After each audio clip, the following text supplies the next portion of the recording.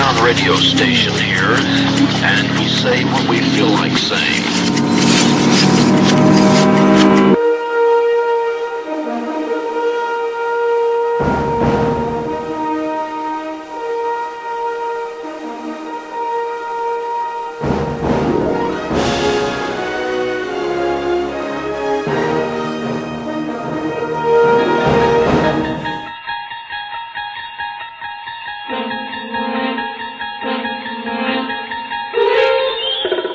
This is Colonel Jack Meoff of the Radio First Timer Iraq Show.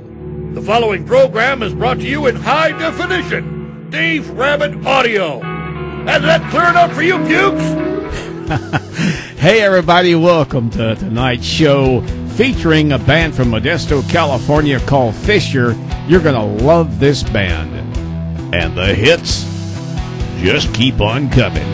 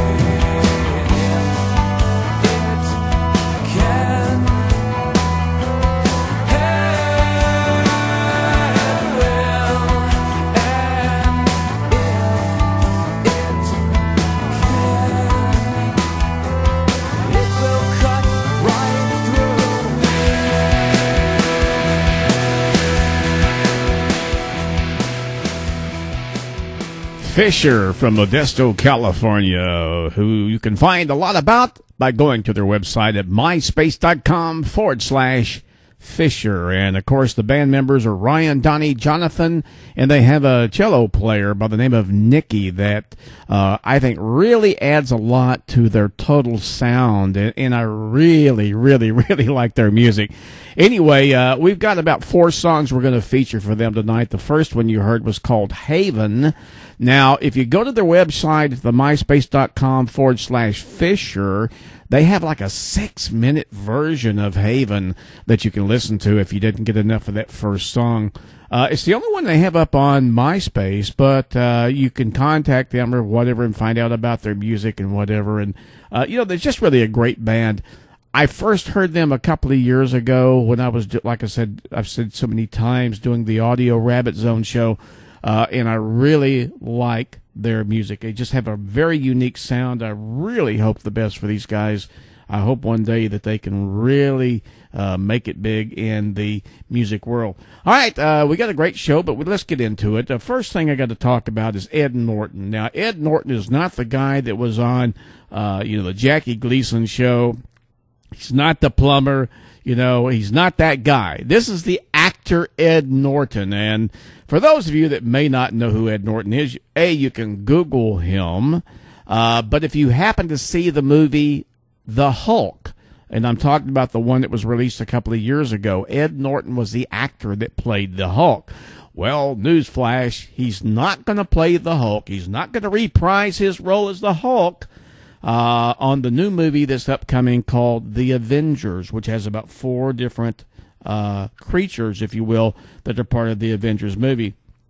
Now, he's not saying, they're not really announcing it, but my inside information is that there was a monetary contract dispute, and that Ed Norton got a little bit full of himself and felt like he was worth more money than what they were willing to pay. So, as movie studios do nowadays, if an actor is quote-unquote full of themselves, they say, okay, baby puppy, no problem. And they replace him with somebody else, the sad thing, I think, is that Ed Norton really is a really solid, great actor. I really like everything that he's ever done, including his performance in The Hulk, which was very believable. But, I just see it time and time again, actors and writers and politicians and people in the press, they just get so wrapped up in what they're about that they lose their perspective of where they were 10 years before, 5 years before, whenever that time period was when they actually made it, if you will. And they really lose their roots about what they're about and what they were about when they started this trek to do whatever it is that they do. And I think it's a real shame. So anyway, Ed's out of there.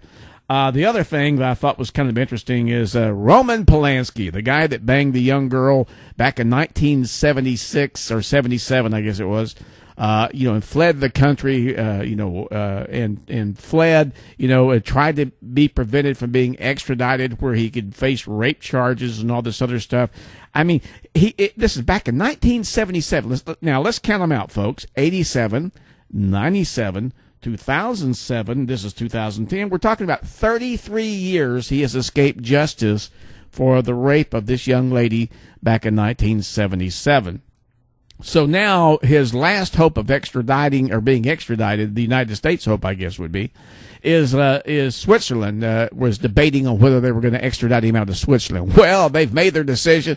No, we're not going to extradite this rapist of a young lady. We're going to leave him here in Swiss country.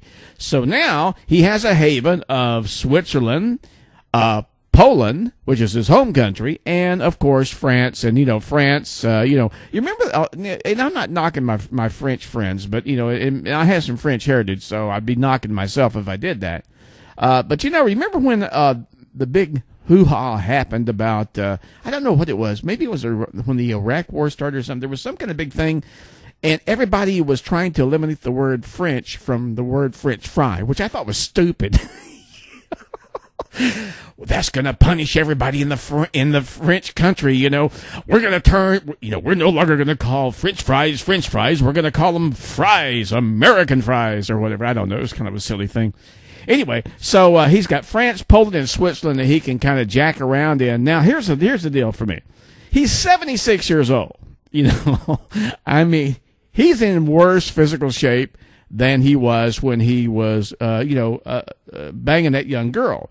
So, I mean, he's got 3 whole countries that he can jack around with. I mean, and he must have a buttload of money because money never seems to be an issue.